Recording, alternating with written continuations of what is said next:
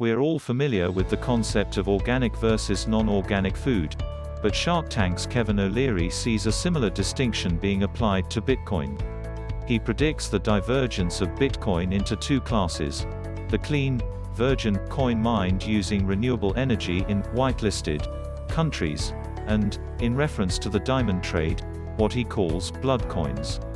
O'Leary had previously called Bitcoin garbage and worthless. His reasoning, back then, was the inability to buy goods and services with it. Speaking to CNBC, O'Leary said he would only purchase sustainably produced Bitcoin and never blood coins from China. He added that this contrast would become more apparent in the next year or two, forming distinct markets in the process. The Canadian entrepreneur said investors increasingly want to know where their investments are sourced.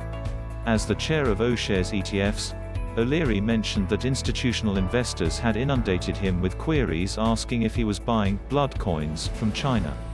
More and more, institutions impose restrictions on the assets they hold to comply with environmental and corporate governance rules.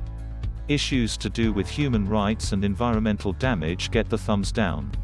He also said "Made in China" is increasingly becoming shunned. Talk of a US-China trade war was prominent a year or so ago. Flashpoints included the arrest of Meng Wanzhou, the daughter of Huawei's founder, on Canadian soil at the request of the US, and the trade ban restricting US firms from dealing with the Chinese, in particular tech and chip companies.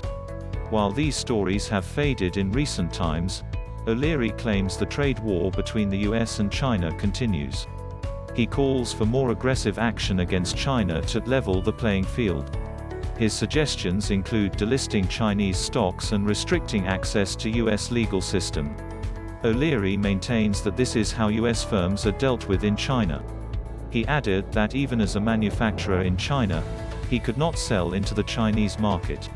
The World Bank ranks China 31st out of 190 countries for ease of doing business, while the US takes 6th place in the same report. Many foreign companies persevere in accessing the lucrative Chinese market. In some cases, the Chinese government requires a partnership or joint venture with a Chinese firm to do business in China.